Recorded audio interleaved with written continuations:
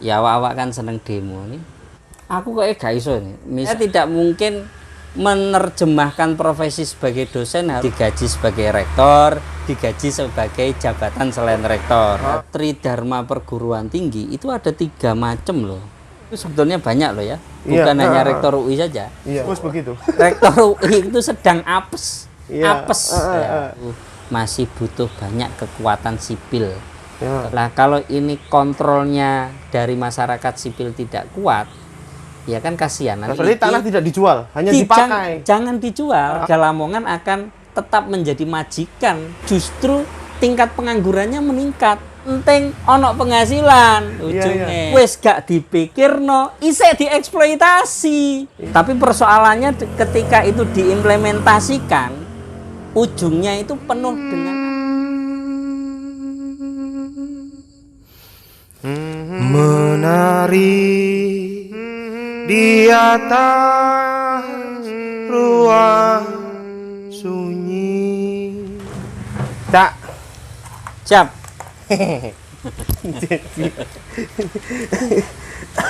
Suwe gak ketemu sampai mari tekan Jakarta kok ya. Nah, Nyusun tesis kok. Terus iya. mengajar di Trunajaya. Trunajaya. Wes saiki moro-moro balik Lamongan iki lha apa, Cak? Ya apa harus realistis ya. Istri saya di Lamongan, anak di Lamongan. Saya punya mertua tinggal 1 di Lamongan. Jadi memang waktunya berbakti itu saya harus di Lamongan. Gitu. Berbakti pada siapa? Berbakti sama mertua, bojo, anak. Oh, selama gak di Lamongan sampai gak berbakti. Ya rada kurang kayaknya. Kurang kafa. Kok tiba-tiba dina iki tiba-tiba ono Avisiana Law Firm gitu ya. Ya, Visena Lovem sebagai bagian dari ikhtiar apa ya?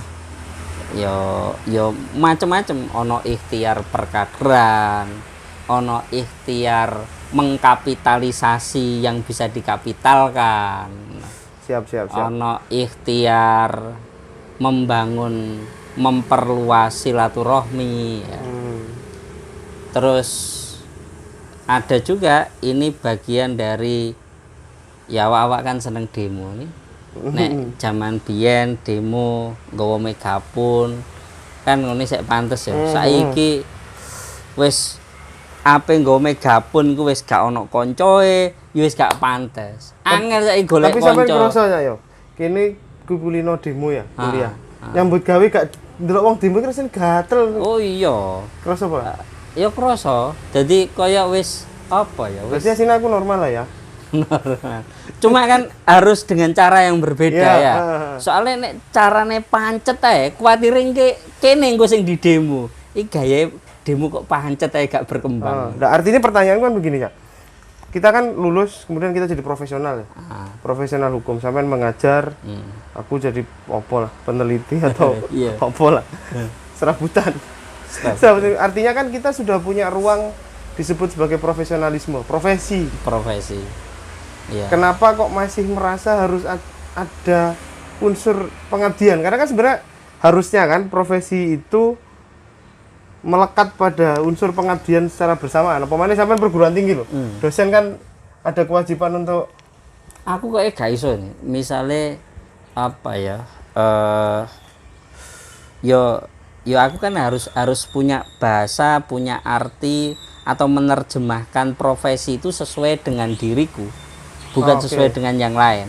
Profesi dosen menurut saya ya seperti ini, seperti saya begitu loh. Bukan seperti yang lain. Karena kalau saya harus seperti saya ini berarti Avisiana pun ini dosen adalah menjadi bagian dari profesi. Iya, menjadi bagian dari profesi. Saya tidak mungkin menerjemahkan profesi sebagai dosen harus seperti si A, si B, si C. Tidak mungkin. Saya tidak mungkin jadi mereka. Karena mereka juga belum tentu mau seperti saya begitulah. Nah, sehingga sebagai bagian dari menerjemahkan artinya profesi, berada di posisi yang sama, interpretasi ini bisa beda-beda. Bisa beda-beda. Ya kan begitu. Ya. Wong memaknai sekarang ya. Kita kalau pas di lampu itu, lampu lalu lintas, lampu merah lah ya, lampu abang, kuning, hijau itu. Kan sekarang kok macam-macam itu tandanya. Ya, ada yang ketika lampu merah ada yang dibilang di situ ada tulisan ikuti isyarat lampu. Ada yang lampu belok kiri jalan terus. Ada yang sama sekali tidak ada petunjuk apa-apa. Ya nggak ada petunjuk belok kiri jalan terus, nggak ada petunjuk ikuti isyarat lampu, nggak ada. Gak apa-apa lendek pot itu bebas wong riwariwi. Nah, sehingga sekarang ketika kita menghadapi pas di lampu merah terus nggak ada petunjuk belok kiri jalan terus atau tidak ada petunjuk juga ikuti isyarat lampu, nggak ada itu. Tapi pas ada lampu merah, kita apa coba? Kita mau apa? Akhirnya kan terjadi tafsir yang macam-macam. Ada yang jalan terus, ada yang berhenti, kan begitu. Lah andai kan terjadi karena ada yang menafsirkan jalan terus, ada yang menafsirkan berhenti, ketika terjadi masalah terus piye terusan? Sopo sing bener? Sing jalan terus mau, opo sing berhenti? Nah, itu baru menafsirkan lampu merah ketika tidak ada petunjuk lain tulisan lampu merah jalan terus atau lampu merah ikuti isyarat lampu. Oke, kalau bahasa sampean ini mentafsir peran profesi, peran dan profesi ya. Peran dan profesi. Lah, saiki lek mari ngono ngene, ono sing ngomong kalau ini secara teknis ya. Kalau ini seperti rangkap jabatan. Koyo rektor UI jadi mentafsir peran dong. Masalahnya kan jadi standar ganda. Rektor UI jadi persoalan itu kan macam-macam ya.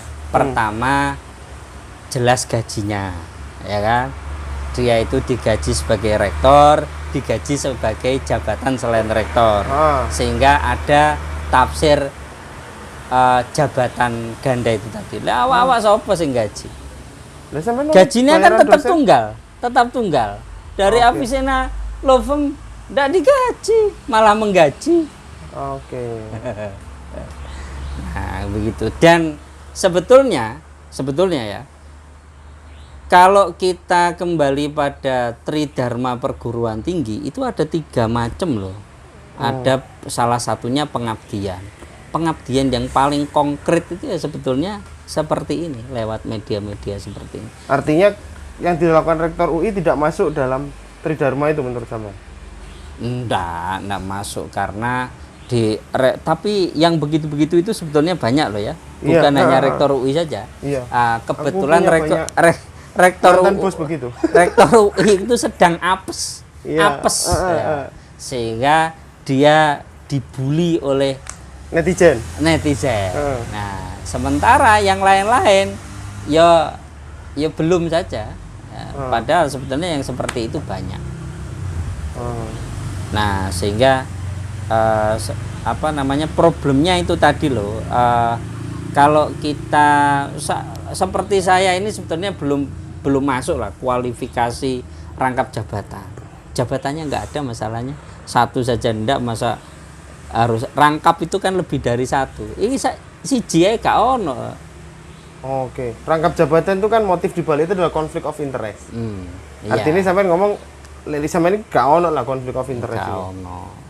Yo gak ono, gak ada jabatan. Kecuali tiba-tiba sampai jadi pembela seseorang yang menggugat UTM, ngono kan? Nah, itu baru konflik of interest. Konflik interest. Ya. Tapi kira-kira ada nggak ya yang mau menggugat UTM? Lah, karek sampean panas. Lah, sekarang ini ya, seorang Mas Fauzi ini tak kenal ya, kan nggak mungkin law firm ini berdiri selayaknya ordinary law firm lah. Ordinary law firm yang pasti ya tadi kan motif-motif pembelaan tuh ada. Nah, ketika memilih lokusnya Lamongan, apa isunya itu apa? Sehingga kemudian Avicenna ini harus ada. Harus ada. Ya, kalau sebetulnya ya kalau Lamongan ini dari sudut apapun, kalau menurut saya kan memang masih membutuhkan banyak semacam apa ya, bisa dibilang kalau bahasanya agak keren sedikit, kata bacaan-bacaan kita dulu itu masih butuh banyak kekuatan sipil, kekuatan masyarakat sipil. Sebab kalau kita ingin melihat sebuah daerah ada kemajuan atau penyelenggaraan pemerintahannya menjadi lebih baik, ya diantaranya kekuatan sipilnya harus bagus. Itu sebelum lanjut, kekuatan sipil ini terdefinisi sebagai apa ya? Ya, oposisi kah atau partisipatif? Tidak harus, karena kalau kekuatan sipil itu kan harus kita terjemahkan ke hal yang lebih luas ya. Tidak selalu yang namanya masyarakat sipil itu adalah masyarakat yang beroposisi, yang mengambil peran berhadapan-hadapan dengan pemerintah. Apalagi untuk saat ini konteks itu sebetulnya sudah tidak tepat. Wis ibaratnya erane wis beda. Wong pemerintah itu loh, kalau kita datangi, kita beri masukan, itu mereka mau menerima gitu. Persoalan kemudian tingkat eksekusinya seperti apa, itu mungkin nomor kesekian ya. Tapi bahwa mereka mau audiensi, mau mendengarkan pendapat kita, itu terjadi hari ini. Nah, sementara beda dengan dulunya ya. Kultur terbuka itu ada di pemerintahan Lamongan? Ada. Ya, kemarin kami juga memberikan masukan hasil dari kajian. Itu diterima ya. Di situ juga ada Pak Bupati, ada asisten pemerintahan, ada bagian organisasi, dan bahkan ada bagian hukum juga. Nah, persoalan kemudian nanti follow up-nya seperti apa kan kita harus lihat ya. Harus kita lihat dulu dalam jangka beberapa bulan ke depan. Nah, sehingga kalau kita kembali pada substansi gerakan masyarakat sipil itu apa, dan intinya itu sudah kena ya substansinya, maka ya pilihan-pilihan seperti ini lebih tepat. Jadi tidak harus konfrontatif, tidak harus oposisi pilihannya. Nah, semakin ini kuat gerakan masyarakat sipil yang sifatnya konstruktif itu semakin kuat, maka pemerintahan ini akan menjadi lebih baik. Dan Lamongan butuh itu. Lamongan ini strategis loh ya, karena dari kalau Lamongan ini akan harusnya ke depan akan menjadi salah satu kabupaten penyangga Provinsi Jawa Timur, karena ya kan tidak terlalu jauh ya, tidak terlalu jauh. Terus kemudian juga seperti Bekasi terhadap Jakarta. Nah, begitu ujungnya begitu. Terus ini harus dikawal betul perkembangan ini, karena kita kan juga sudah melihat ya bahwa Lamongan sudah mulai ada transisi dari agraris ke industrialisasi. Ini terasa betul di bagian selatan. Lah kalau ini kontrolnya dari masyarakat sipil tidak kuat, ya kan kasihan nanti. Spesifik terhadap isu itu sampai ada di website di sisi yang mana? Agrarisnya atau industrialisasi? Kalau sebetulnya dengan berdirinya Avicenna ini kan lebih pada ini adalah kota penyangga Surabaya ya? Nah, pendekatannya tetap pendekatan hukum ya. Jadi edukasinya edukasi hukum. Harapannya kan nanti kita bisa mengedukasi soal haknya masyarakat, perlindungannya. Terus kemudian di lain sisi juga memastikan, inginnya kita itu ikut berkontribusi untuk memberikan masukan lah ya. Spesifik kasus misalnya tentang tukar guling tanah. Seperti itu, alih fungsi lahan misalkan dari pertanian menjadi bahwa industri. Seandainya pun harus berganti kepada industri, masyarakat harus menerima haknya secara harus adil. Bahkan sebetulnya kalau konsep ideal kita, kalau misalkan kita mampu, itu kan kita ingin mendorong dengan adanya industrialisasi, masyarakat itu tidak kehilangan hak atas tanah, tapi bisa menjadi bagian dari pemegang saham di industri yang ada. Tidak kehilangan hak atas tanah, tapi menjadi pemegang saham atas berdirinya industri itu. Berarti, bermodal tanah yang dia miliki. Berarti tanah tidak dijual, hanya dipakai. Jangan dijual. Oke. Harusnya kan kita dorong ke sana. Tanah masyarakat itu jangan dijual atau jangan didorong masyarakat untuk menjual tanahnya. Ini hanya tentang alih pemanfaatan, bukan alih kepemilikan. Betul. Kan kalau industri itu kan kebutuhannya dia yang penting dapat lahan untuk beroperasi. Betul. Nah, kenapa harus terjadi tukar guling? Iya, kenapa harus membeli hak atau terjadi alih fungsi hak?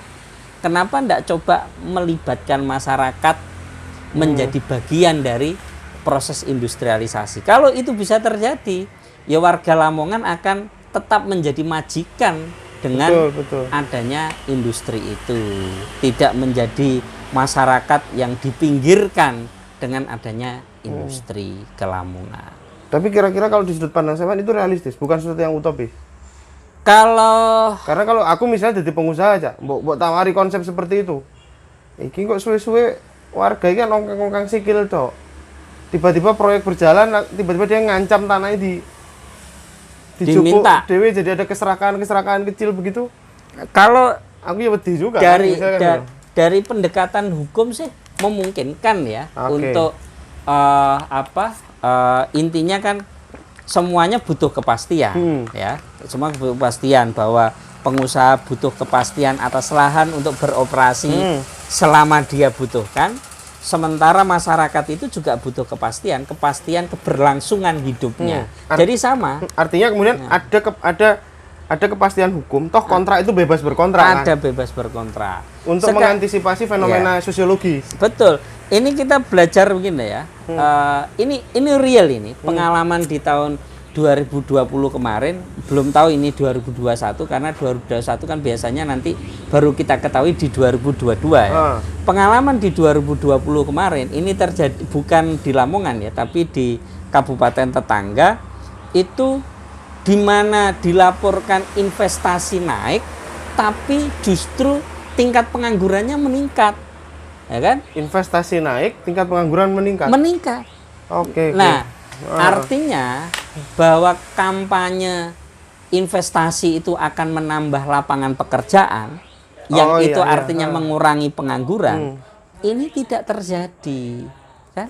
Tidak terjadi ternyata. Terbukti, ini jelas-jelas investasi naik, tapi kenapa angka pengangguran naik? Artinya perlindungan terhadap penduduk lokal melawan investasi itu tidak cukup hanya dengan mereka jadi pegawai. Tidak cukup, bahkan bisa jadi penduduk lokal sudah tidak punya ruang untuk menjadi pegawai. Iya kan? Siapa juga yang menjamin bahwa artinya kan ternyata tidak ada jaminan bahwa masyarakat lokal, penduduk lokal akan direkrut menjadi pegawai dari berdirinya industri yang ada. Nah, terus kemana? Kan? Alasannya kan macam-macam ya. Alasannya macam-macam.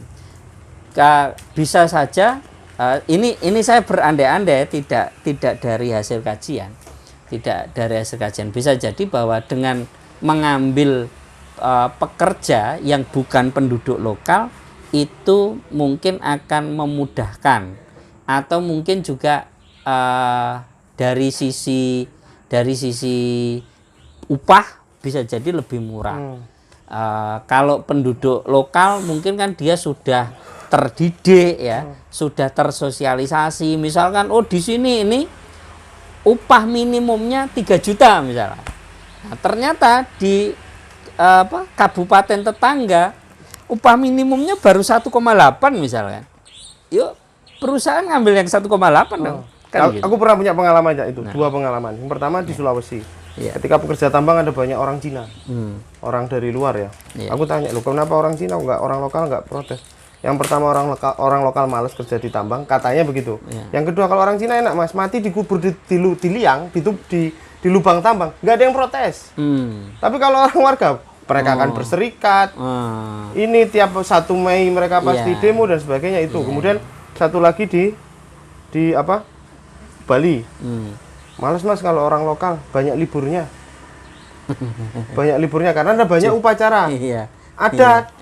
Iya. Banyak liburnya. Banyak minta cuti. Banyak minta cuti. Itu kan nampak juga ini ya. Ya mungkin kalau bagi pendekatan kita itu pengusaha, ya wajar ya bahwa hukum ekonominya kan memang begitu. Semakin kalau bisa kan seefisien mungkin ya pengeluaran itu, tapi pendapatannya kan sebesar mungkin. Nah, sehingga kenapa kemudian ada banyak fenomena pekerja di industri-industri yang ada itu adalah perempuan. Kan begitu kan, itu banyak lagi berkembang. Bisa jadi di Lamongan, cuma kan ini masih perlu kajian. Banyak perempuan yang bekerja di pabrik-pabrik yang ada. Kenapa kok begitu? Ini bisa jadi karena mindset masyarakat yang ada bahwa perempuan ini bukan tulang punggung keluarga.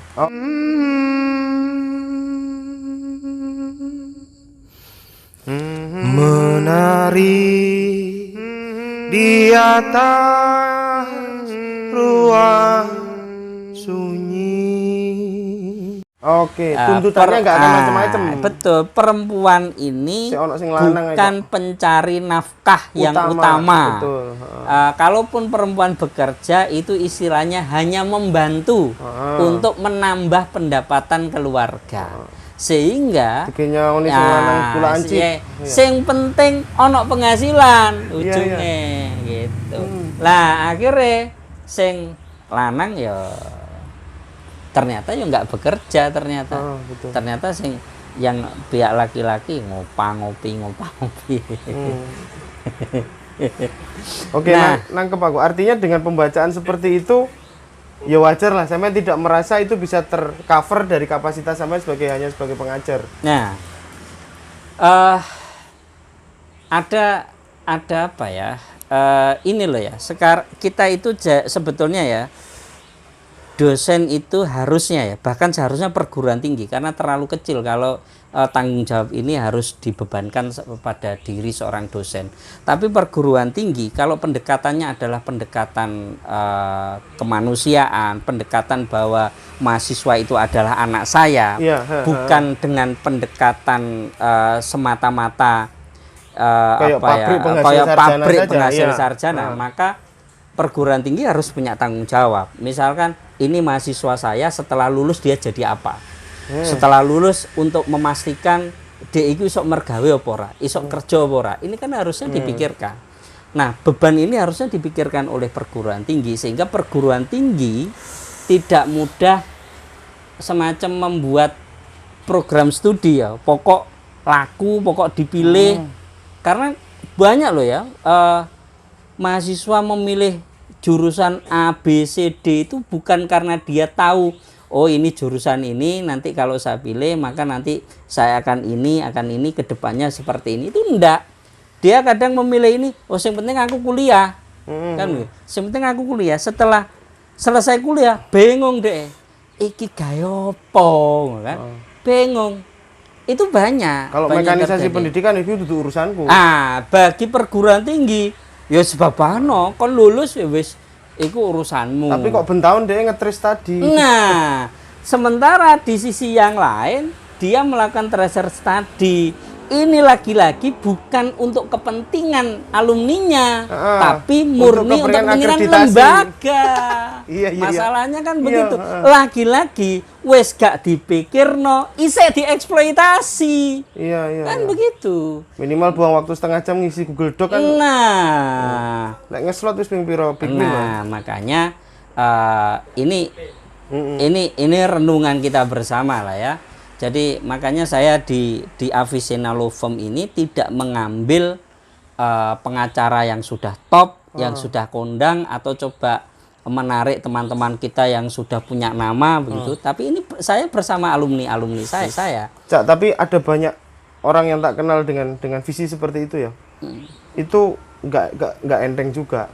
Bahkan dia harus bekerja di satu pekerjaan yang lain untuk membiayai pekerjaannya yang lain. Oh iya.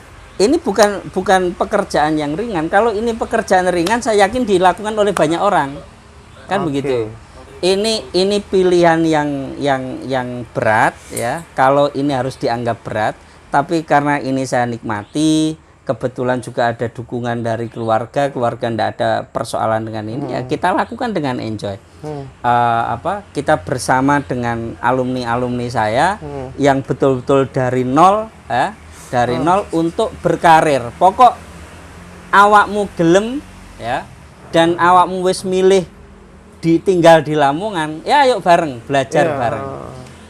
Persoalan kemudian lain-lain nanti ya wis belajar bareng. Jujur soal bagaimana beracara, yo aku dhewe gak ngerti. Aku dhewe gak ngerti. Makanya kita yo sinau. Kan koncone awak dhewe akeh dan itu merupakan modal buat kita.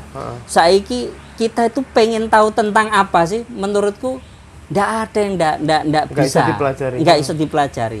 Koncone awak dhewe akeh dan itu modal yang luar biasa. Tinggal sekarang yang dibutuhkan ono nggak sing gelem jahit iki ngono lho. Ya kan? Kayak misalnya awakmu ini kan ibaratnya sedang kita jahit. Oh iku ono Agni. Ayo Agni. Ini. Nah, posisiku sebetulnya memposisikan diri sebagai tukang jahit iku mau.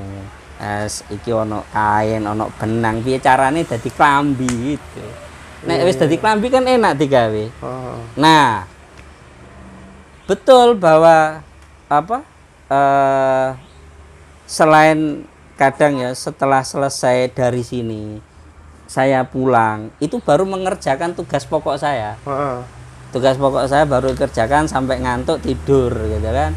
Nah, hari-hari begitu, tapi ini menyenangkan. Suatu saat ya nek misalnya kita tetap yakin bahwa hasil itu tidak mengkhianati proses ya. Nah, suatu saat akan ada sesuatu yang membanggakan pada diri kita begitu. Wow, luar biasa ternyata itu di hari tua kita nanti kesimpulan akhirnya itu tuh. Wow, luar biasa ternyata itu. Artinya kan gini nggak ngerti apa yang akan kita dapat nanti, sebenarnya dilakoni aja. Dilakoni, betul. Nggak tahu kita. Karena menengoto ambeien wong koyo sampean, bingung aja kan. Iya, tambah loro. Iya, tambah loro. Cak, tapi apakah kesadaran itu yang kemudian ini rada angan-angan ya? Mempengaruhi Nadim melahirkan Merdeka Belajar Kampus MBKM. Merdeka. Lah terjun ke masyarakat 20 SKS kan? Biasanya KKN cuma bangun gapura mari. Aku yakin dari sisi konsep aku sepakat itu baik ya. Tapi persoalannya ketika itu diimplementasikan ujungnya itu penuh dengan administrasi. Yang dicek adalah laporan administrasi, bukan yang substansi. Sekarang berani nggak Pak Nadiem itu keluar dari laporan-laporan administrasi itu? Pak Nadiem harus betul-betul merdeka. Yo ceken substansinya bagaimana. Misalkan proyek kemanusiaan, proposalnya apa? Proposalnya adalah membangun desa wisata misalkan. Nah, Pak Nadiem buang itu semua laporan kemajuan apa yang sifatnya administrasi, tapi cek di lapangan. Terjadi nggak desa wisata? Kalau nggak terjadi, ente nggak lulus 20 SKS-nya. Nah itu baru top. Tapi kalau kemudian ujungnya adalah tetap dokumentasi, tetap laporan seperti magang biasanya itu, maka ya sama, ada bedanya berapa terjebak pada administrasi, belum merdeka. Itu. Tapi kan ini masih mau mulai ya, harus didorong juga, harus ini menurutku ide yang bagus, tapi nanti realisasinya apakah sebagus idenya atau tidak kan ini perlu kita lihat. Aku kemarin sempat ngalami soalnya, Cak. Ngalami pada saat diminta untuk mendampingi program itu berapa kali kan. Saya berhadapan dengan mahasiswa yang terbiasa dengan skema riset. Skema riset itu kan berarti close riset, kita berangkat dari hipotesa. Hipotesa kan berarti terkunci nih.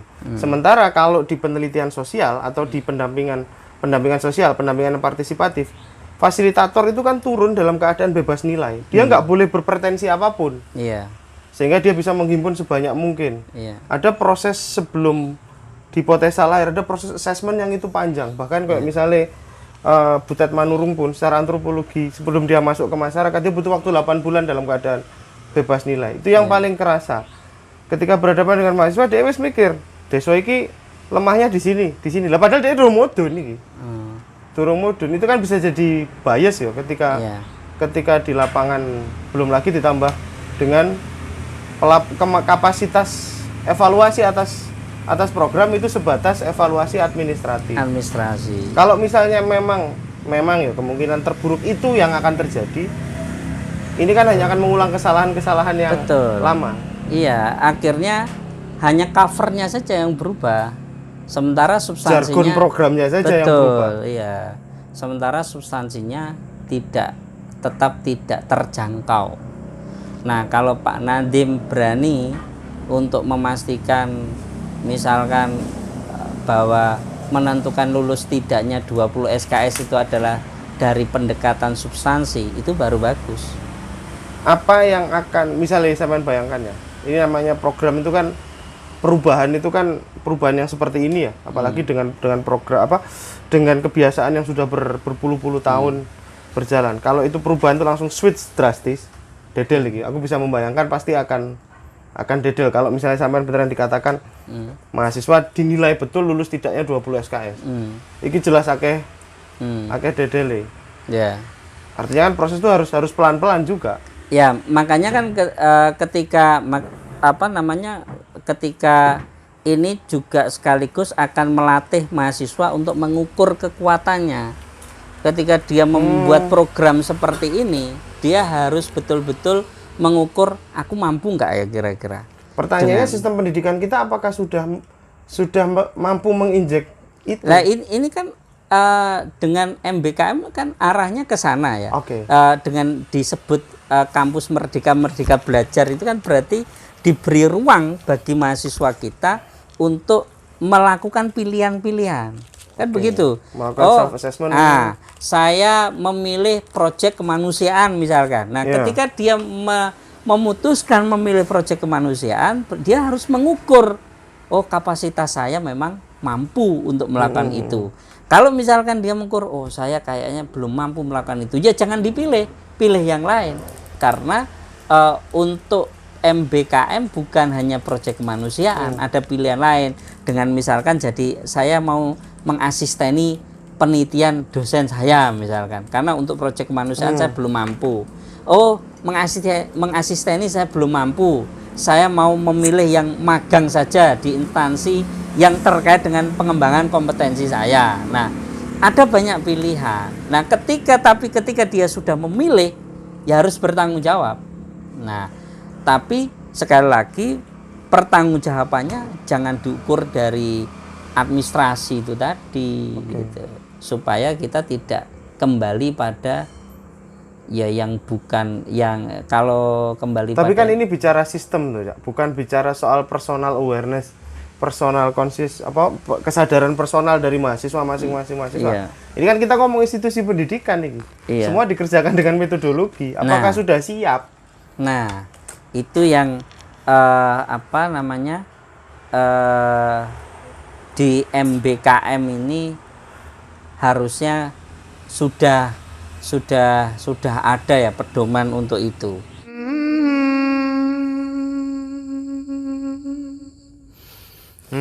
Menari di atas ruang sunyi. Tapi saya sendiri belum yakin apakah akan merubah dari kebiasaan lama ke betul-betul kebiasaan yang baru. Karena di pengalaman sampean sendiri mendampingi mahasiswa setelah kuliah dalam sebuah proyek seperti ini pun itu kan nggak proses 1-2 hari. Iya. Bahkan pada hal paling basic sekalipun itu kan. Iya. Ya kita makanya itu tadi, misalkan kita mendapatkan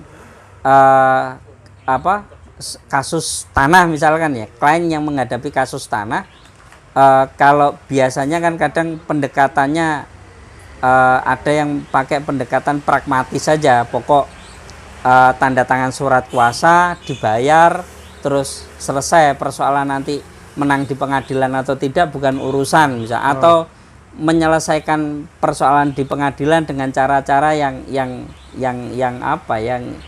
kurang baik lah misalkan.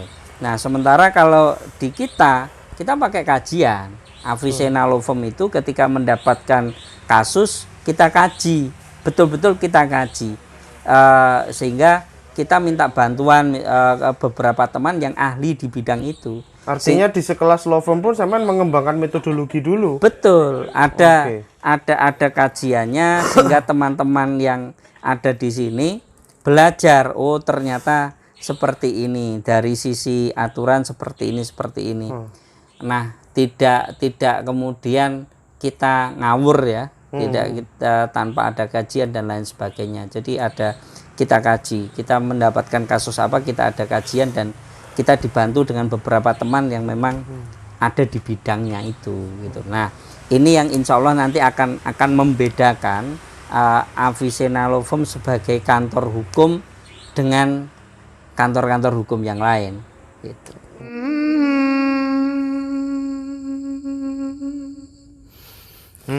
Menari di atas ruang sunyi,